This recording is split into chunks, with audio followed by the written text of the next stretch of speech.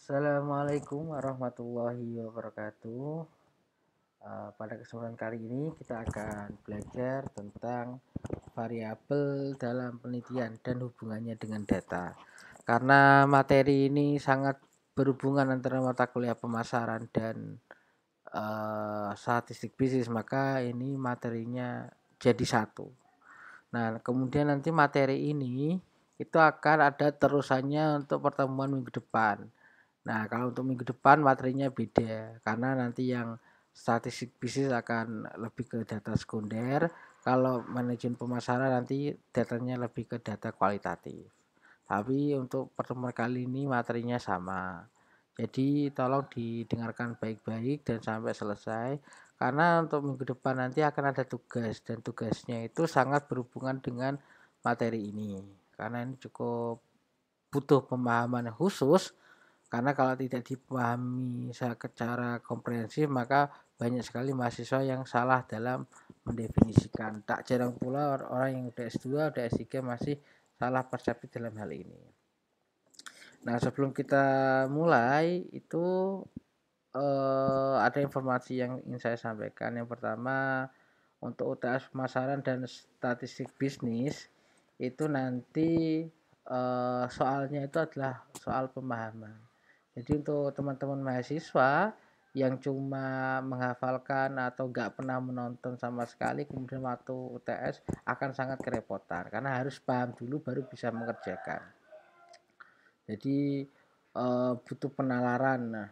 Nah khusus untuk soal statistik nanti ada ngolah dan merunning data dan datanya itu berbeda-beda. Entah nanti berdasarkan urutan absen 1 sampai 10 atau berdasarkan nama atau berdasarkan apa, yang penting soalnya ada sekitar variasinya itu ada 11 atau 12 jenis soal. Jadi nanti tiap tiap orang itu nanti soalnya kemungkinan beda-beda. Nah waktunya itu adalah 6 jam. Setelah diteliti memang waktu 24 jam itu terlalu lama. Banyak soal yang jawaban yang sangat sama meniru dari yang lain.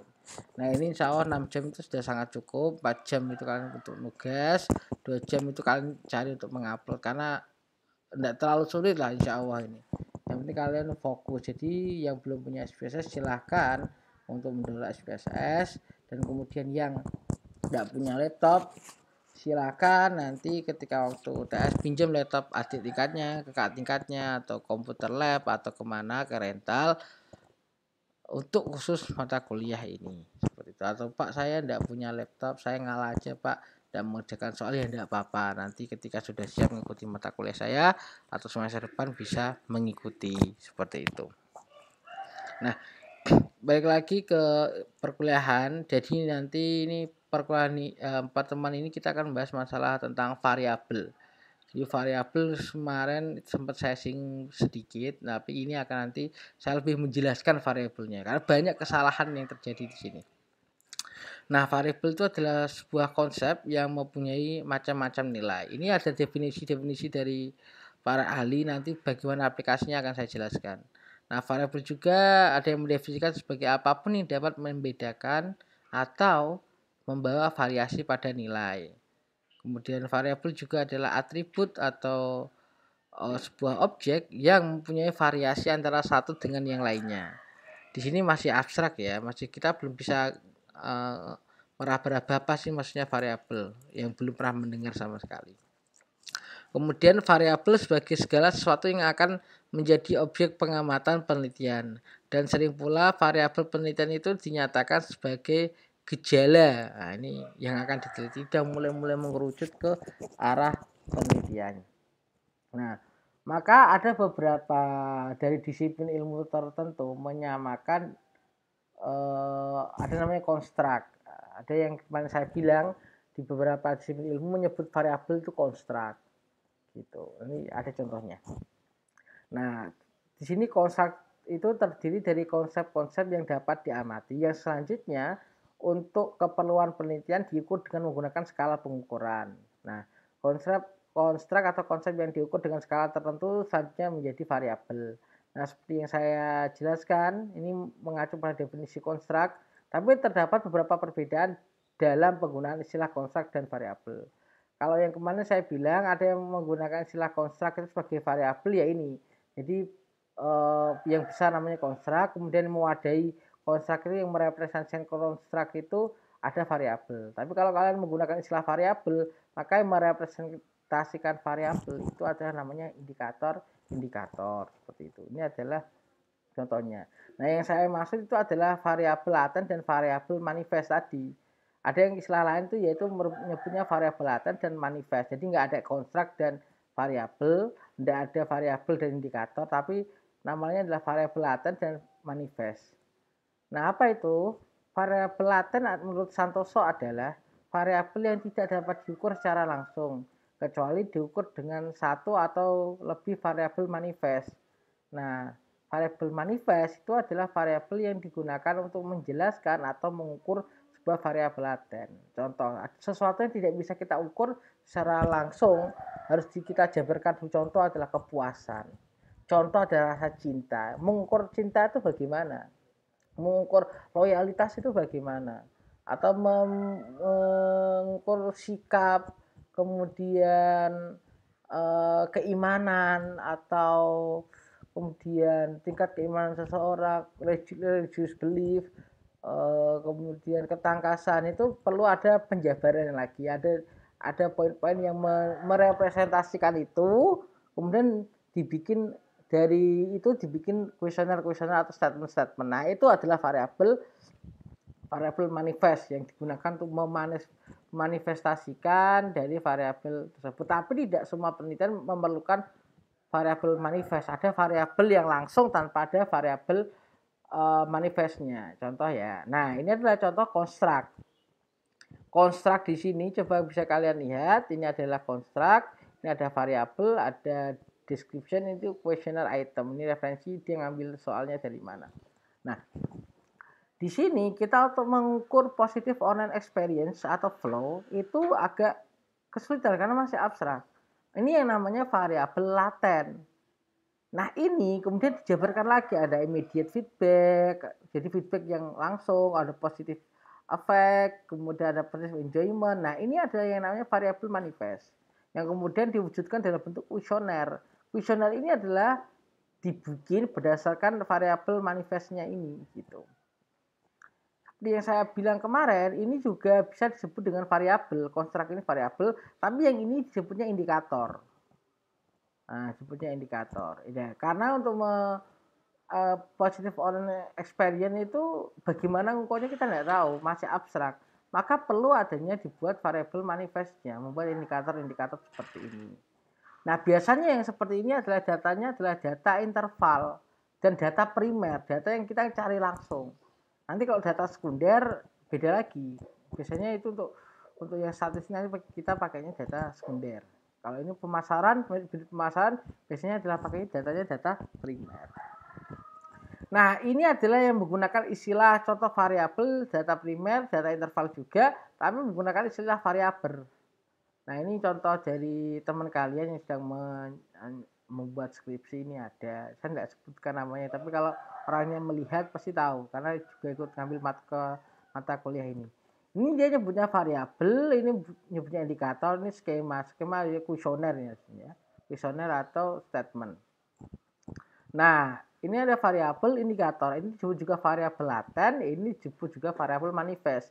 Yang dari ini kemudian dibikin pertanyaan.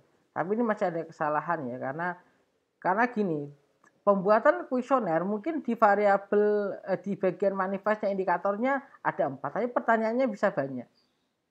Ini ada 2, kuesionernya bisa ada 4 yang merepresentasikan indikatornya. Indikatornya ada 2, tapi masing-masing indikator ada 3 pertanyaan atau 2 pertanyaan.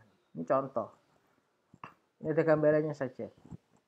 Nah, dan bentuk Excel-nya sebagaimana kalian lihat yang ngambil mata kuliah statistik bisnis, itu kemarin kita sudah mencoba menginput data yang bentuknya data primer. Ingat, primer itu yang primer, yang utama, yang kalian ngambil sendiri pertama. Itu bentuknya biasanya skalanya 1 sampai 5. Skemanya seperti ini.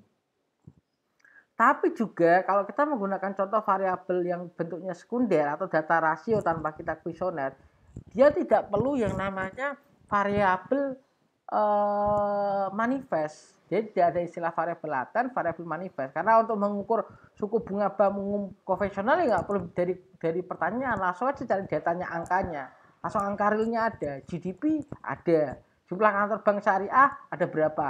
Ada tahun 200, 300, 400, 500. Itu kan langsung gitu. Tanpa ada variabel lain, bukan sesuatu yang abstrak yang nggak bisa diukur.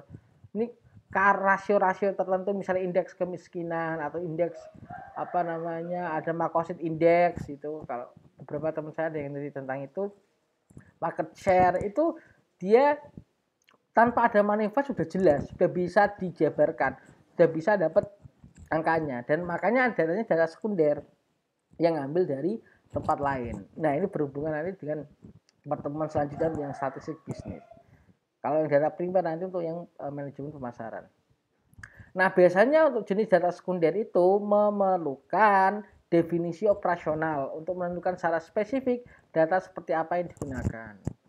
Nah, Pak, apa definisi operasional itu apa? Nah, biasanya definisi operasional itu adalah suatu definisi yang didasarkan pada karakteristik yang dapat diobservasi dari apa yang sedang didefinisikan atau mengubah konsep-konsep yang berupa konstruk dengan kata-kata yang menggambarkan perilaku dan gejala yang dapat diamati dan yang dapat diuji dan ditentukan kebenarannya oleh orang lain.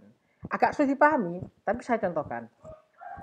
Contoh adalah yang kita masuk itu adalah GDP. GDP kan pendapatan nasional kan, itu GDP yang apa definisinya? Ini bukan, kita definisi operasional itu bukan teori, tapi langsung ke arah data apa yang kita maksud gitu, yang kita pengen ini gitu. Nah, makanya contohnya ini, contohnya deskripsi gambar ini contohnya ya. Suku bunga deposito bank syariah tadi kan variabelnya adalah variabel dari suku bunga bank umum konvensional. Itu variabel definisinya banyak. Tapi yang kita ambil datanya yang apa sih? Yaitu adalah suku bunga deposito merupakan nilai yang harus diberikan oleh pihak bank kepada nasabah sebagai imbalan atas simpanan nasabah. Jadi bukan teori kok bunga interest itu bukan. Tapi langsung bagaimana nanti kita mencari datanya itu loh. Data yang kita ambil adalah menggunakan data dari suku bunga deposito jangka waktu 1 tahun atau 12 bulan. Bukan kok deposito yang 5 tahun, bukan deposito yang 4 bulan, 6 bulan, 7 bulan, 9 bulan, itu bukan, tapi yang 12 bulan. Nah, ini yang dimaksud dengan definisi operasional. Yaitu definisi yang kita gunakan untuk mencari datanya gitu. Makanya kalau kalian pakai penelitian nanti yang kemarin ikut perkuliahan ini, pelatihan metode penelitian yang saya udah share itu, kalau kalian menontonnya pasti tahu bagaimana cara merunningnya. Ini juga ada namanya GDP ya. GDP itu apa sih? Yang saya maksud penggunaan GDP adalah tingkat pertumbuhan GDP, bukan kok nilai GDP-nya secara real. Misalnya nilai GDP secara real kan gini, tahun ini kita dapatnya 5 juta. Kemudian contoh ya, nggak mungkin negara 5 juta. Contoh itu 5 juta. Tahun selanjutnya dapatnya 7 juta. Maka 5 juta ke 7 juta itu kan ada pertumbuhannya. Nah, pertumbuhan itu yang saya ambil datanya. Bukan kok angka realnya. Kalau kalian menggunakan angka realnya bisa. GDP yang saya maksud adalah GDP angka real, GDP nasional. Jadi bukan pertumbuhannya. Kalau pertumbuhannya nanti bentuknya persen. Tapi kalau GDP realnya itu berupa angka atau number, berapa triliun itu nanti. Nah, sama juga market share. Apa sih definisi market share? Itu kan pangsa pasar kan. Nah, yang saya maksud market share perbankan syariah ini yang pakai adalah jumlah total aset perbankan syariah dibagi dengan total aset perbankan nasional. Jadi nanti akan ketemu antara perbankan syariah sama konvensional. Nanti bentuknya juga persen gitu. Tapi kalau kalian yang dimaksud bukan market share tapi aset perbankan syariah adalah jumlah total aset. Nah, maka itu disebutkan asetnya saja gitu. Nah, ini yang dimaksud definisi operasional. Definisi operasional itu bukan kok teori panjang lebar, bukan, tapi real secara definisi yang membantu kalian untuk data apa sih yang dipakai di definisi ini gitu. Contoh misalnya kalian ingin teliti tentang nanti kuantitatif ya. Misalnya indeks nilai akademik gitu. Maksudnya apa yang kalian pakai nilai akademiknya adalah IPK, bukan nilai rapot, bukan nilai IPS per semester, tapi IPK. Nah, definisi itu yang kita pakai. Makanya yang kalian ambil nilai-nilainya adalah nilai-nilai IPK-nya. Misalnya kalian menaruh nilai akademik apakah nilai akademik berpengaruh dengan keberhasilan bekerja. Nah, nilai akademik itu kan tidak perlu di ada variabel manifest, dia bisa langsung ambil aja. Kalian mendefinisikan di definisi operasional yang dipakai adalah nilai IPK gitu. Nilai akademik adalah nilai IPK kelulusan sampai dia lulus gitu. Maka nilainya berapa itu yang diambil. Nah, itu bisa diteliti. Kalau anak-anak PAI bisa meneliti ini. Tapi kalau yang diteliti HES mungkin bisa. Kalian running apakah ini termasuk IPK tinggi bisa nilai. Jadi kita nggak nyebutnya IPK tinggi ya, tapi nilai akademik. Nah, nilai akademik yang kita maksud adalah IPK itu. Nanti maksudnya mana? Ke definisi operasional. Mungkin sampai sini paham. Nah, ini adalah contoh bagaimana kita mencari datanya. Lagi-lagi kalau kalian ikut pelatihan yang kemarin, yang metode penelitian di kalau ini tak uploadnya ya, ini tak uploadnya kan setelah acara itu. Kalau sekarang belum mulai. Kalau kalian ikut acara itu kalian mesti tahu. Ini dia ngambilnya, kenapa Pak kok ada 2008 Q1, Q2, Q3, Q4? Jadinya dia itu dalam 1 tahun dia membagi menjadi 4 kuartil. Jadi misalnya 2008 itu Januari, Februari, kan bagi 4 kan, 12 bagi 4 kan ada 12 bagi 3 kan ada apa. Jadi dia ngambilnya per 3 bulan. Januari, Februari, Maret. Nanti Q1 ini Maret. 2008 di bulan Maret. Kemudian Q2-nya berarti April, Mei, Juni. Kemudian ini Juli, Agustus, September. Nah, ini Oktober, berarti ini Desember. Jadi diambil per 3 bulan. Pak, apakah boleh Pak? Kalau per bulan boleh. Kalian bisa langsung 2008, 1, 2, 3, sampai 12. Atau per hari juga boleh, tergantung datanya. Ada beberapa data yang itu bisa nyarinya per hari. Ada yang bisa, kalau harga saham itu bisa per hari itu. Harga saham itu per hari update. Kalau inflasi, data inflasi biasanya per bulan. Per bulan ada. Kemudian sebenarnya ini kalau dibuat per bulan juga bisa, ada datanya ini. Ini MS bisa per bulan, SBD ini bisa per bulan. Gitu. Jadi kalau kalian mau ambil per bulan atau per tahun itu terserah kalian. Tapi dikasih tanda seperti itu. Nah, ini datanya disebutnya data time series. Apa itu data time series? Nanti kalau untuk statistik nanti saya pisahkan sendiri untuk minggu depan. Data time series adalah data yang itu berurutan tahun. Jadi tahun 2008, 2000 ini nanti ada data panel, ada cross section. Data cross section yang beda-beda ininya, data dari variabelnya. Nanti kita akan pelajari. Ini untuk sementara ini dulu kalian ada gambarannya. Ada data time series yang diambil dari tahun ke tahun. Nah, ini dari 2008 sampai 2012 nih yang saya screenshot gitu. Pak, saya pengennya per bulan, bisa, silakan. Datanya dicarinya per bulan seperti itu. Nah, kemudian ini juga yang saya singgung kemarin, variabel dilihat dari fungsinya. Jadi ada variabel independen atau eksogen, ada variabel dependen. Pokoknya ini ada beberapa istilah ya, tapi maksudnya sama. Independen itu yang mempengaruhi, disebut juga eksogen. Kalau dependen itu yang endogen dipengaruhi. Maka nanti kalau ada menggunakan istilah eksogen, endogen, jangan kaget, karena memang beda-beda. Nah, ini ada namanya variabel intervening atau intermediate atau perantara atau mediator. Itu beberapa jurnal, peneliti, skripsi, disertasi beda-beda dalam penyebutannya, tapi maksudnya sama. Jangan sampai ketukar sama satu lagi variabel namanya moderating atau moderator. Mediator sama moderator beda loh ya. Kalau mediator perantara. Ada yang nyebutnya intermediate, ada yang mediator atau orang atau variabelnya. Ada yang moderator. Jadi jangan sampai keliru. Kemudian ini ada variabel kontrol. Biasanya digunakan untuk yang eksperimen. Maka oleh sebab itu next ya, nanti ada penjelasannya di masing-masing. Ini contoh variabel bebas atau variabel independen, yaitu merupakan variabel yang mempengaruhi variabel lain atau menjadi sebab atau berubahnya suatu variabel lain tersebut. Jadi variabel bebas itu merupakan variabel yang faktornya diukur, dimanipulasi, atau juga dipilih oleh peneliti untuk menentukan hubungan dengan suatu gejala yang diobservasi. Nama lainnya adalah prediktor, stimulus, eksogen. Nanti ada contohnya. Ada dependen. Nah, dependen itu pokoknya variabel yang dipengaruhi. Itu dia dipengaruhi. Misalnya contoh faktor-faktor yang mempengaruhi minat membaca mahasiswa. Nah, minat membaca adalah variabelnya. Mahasiswanya bukan, mahasiswa itu namanya subjek penelitiannya. Tapi variabel dependennya yang dipengaruhinya adalah minat membacanya gitu. Objek penelitiannya adalah minat membaca. Ini contoh pengaruh pengembangan fasilitas wisata terhadap kepuasan pengunjung. Nah, kepuasan pengunjung itu adalah variabel dependennya atau variabel yang dipengaruhi. Fasilitas wisata itu adalah variabel yang mempengaruhi. Gitu. Misalnya contoh pengaruh insentif apa namanya giveaway dalam menambah analisis faktor giveaway apa namanya itu yang iko-ikoan dalam menambahkan follower, apakah dia bisa nambah follower instan dengan iko-ikoan gitu. Itu juga variabelnya adalah menggunakan strategi iko-ikoan, itu dependennya adalah penambahan jumlah follower.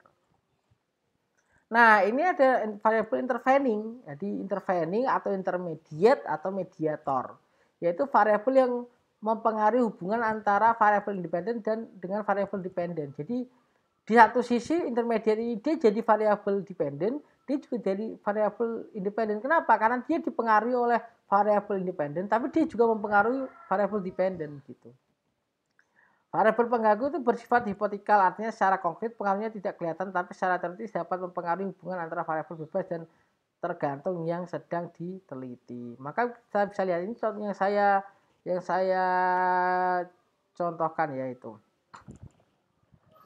Ini kalau ada toolsnya ya.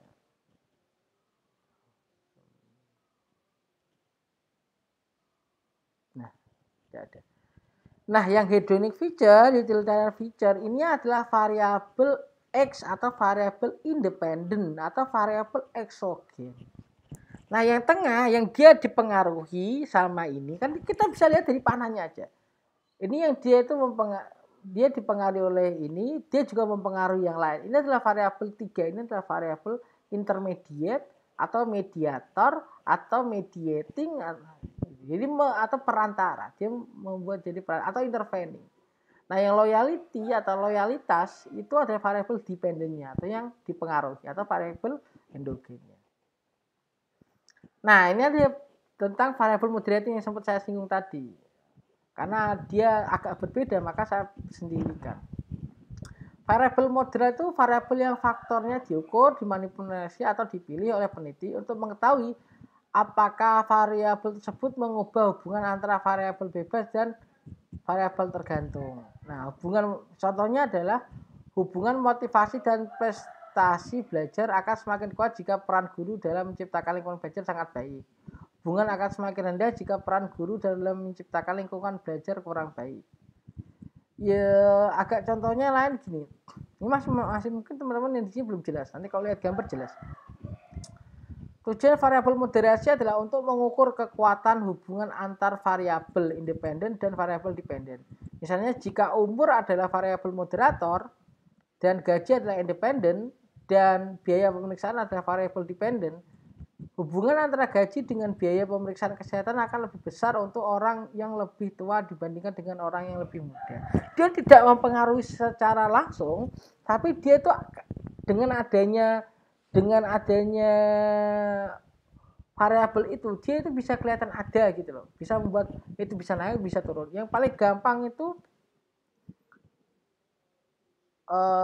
ini salah, maaf, ini bukan intervening ya. Ini adalah pengadukan kopi itu adalah moderatif bukan intervening. Salah ini. Nah, yang ini itu adalah moderator bukan intervening. Tapi contohnya benar, tulisannya ini salah. Nah, tak ganti aja biar kalian. Nah, ini biar kalian ini. Nah, ini adalah moderating.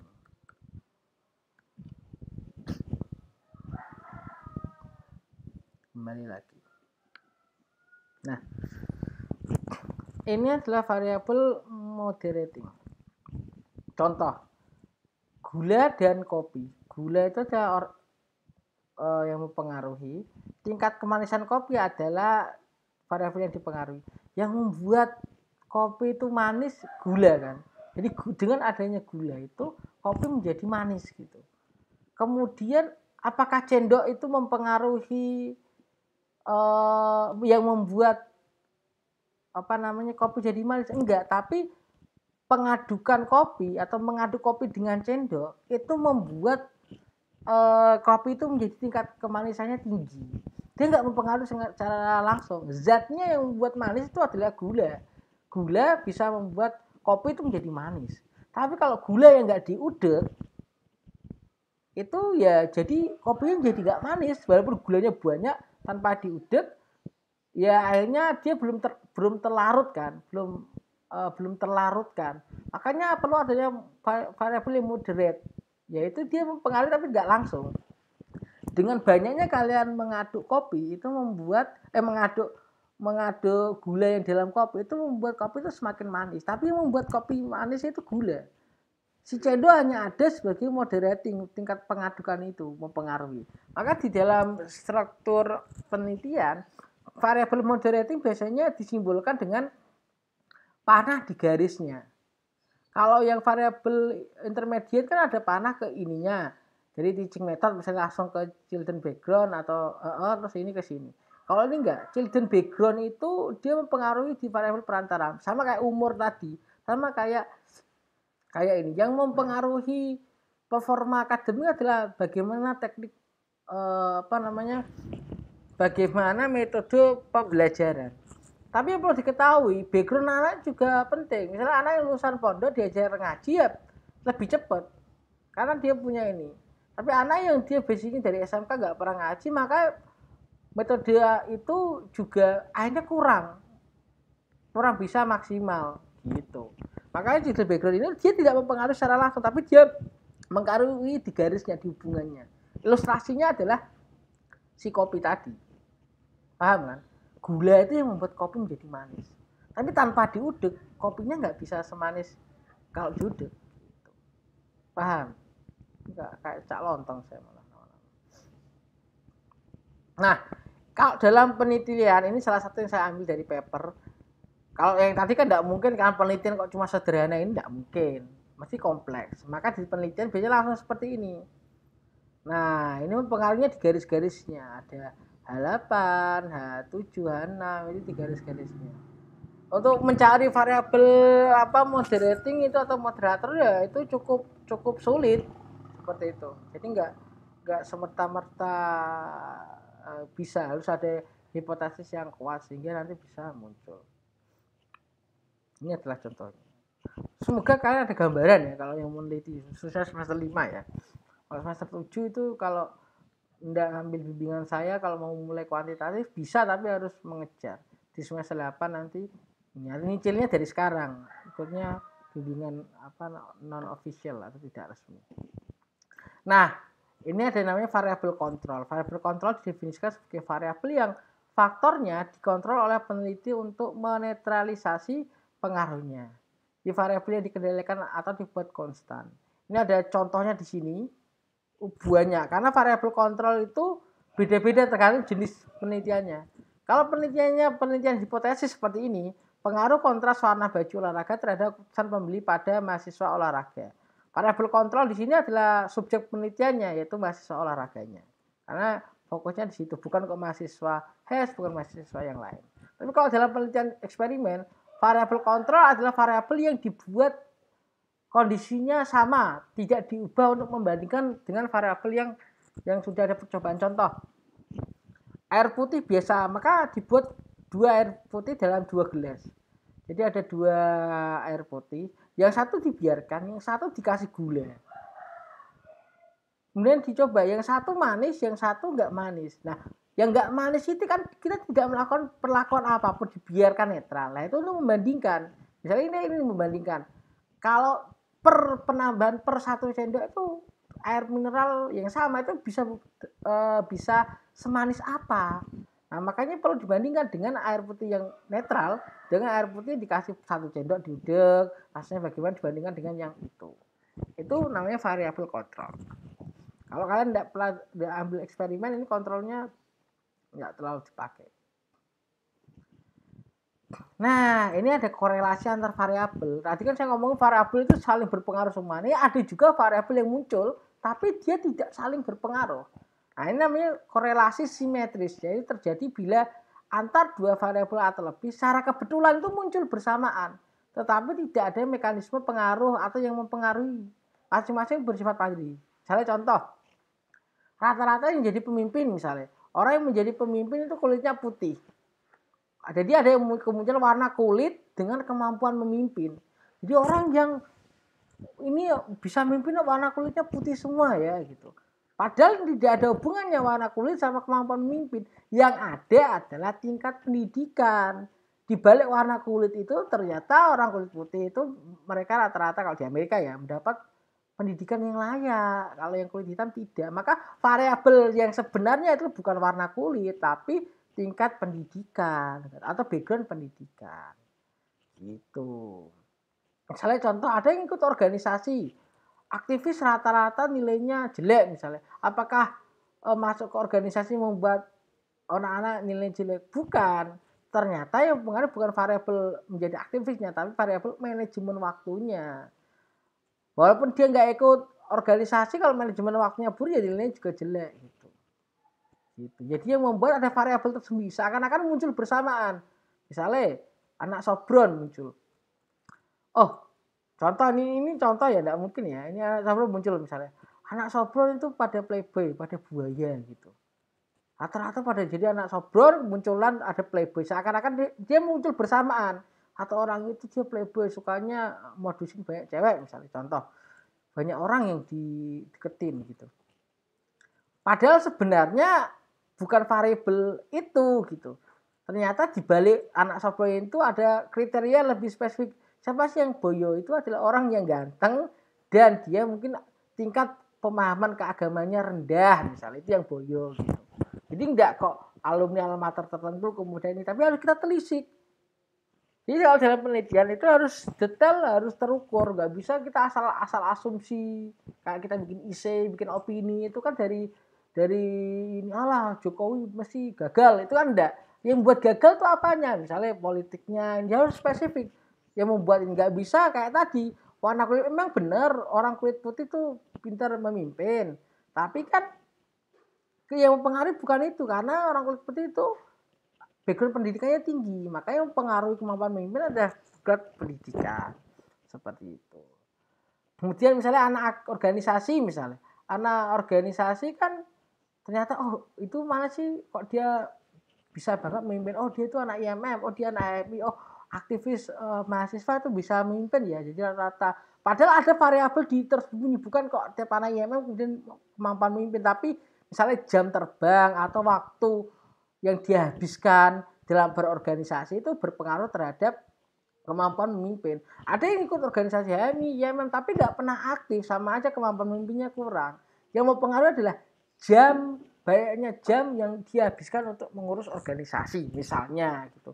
Jadi kok bukan IMM dan HMI mempengaruhi kemampuan memimpin, tapi bisa jadi kak metode perkaderannya atau jam yang dihabiskan dalam mengurus organisasi atau experience-nya, pengalaman berorganisasinya, jamnya. Kalau kuantitatif yang bisa diukur apa? Jamnya. Berapa jam itu kalau data yang kita angka rasio. Tapi kalau kalian bikin kuesioner ya bisa kayak tadi ya, pakai skill 1 sampai 5 seperti itu. Saya harap kalian paham. Nah, ini korelasi asimetris itu yang variabel yang satu bersifat mempengaruhi variabel yang lain, dan yang satu dipengaruhi. Maka ada independen dan dependen. Itu contohnya sudah saya sebutkan sebelumnya. Pengalaman berorganisasi mempengaruhi pelatihan kepemimpinan, dan pelatihan kepemimpinan berpengaruh terhadap kemampuan memimpin. Gitu. Jadi dua variabel ini mempengaruhi kemampuan orang memimpin. Ini sudah saya sebutkan. Nah, kalau resiprok atau hubungan antar variabel yang terjadi saling mempengaruhi, kausalitas bolak-balik itu contohnya adalah motivasi dengan prestasi. Orang termotivasi karena adanya prestasi, prestasi juga ada karena adanya motivasi. Gitu. Jadi variabel dia sebenarnya saling berpengaruhi. Kalau motivasinya tinggi, prestasinya juga tinggi. Kalau prestasinya tinggi, dia juga termotivasi. Itu bolak-balik. Contohnya seperti itu.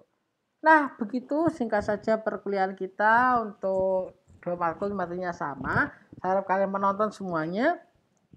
sampai habis. Kenapa? Karena ini penting masuk juga UTS. Ini harus kalian paham betul-betul konsepnya. Kalau kalian mau jadi peneliti, kalian mau nyelesain skripsi, kalian ada gambaran di sini. Saya cukupkan, kurang lebihnya saya mohon maaf. Assalamualaikum warahmatullahi wabarakatuh.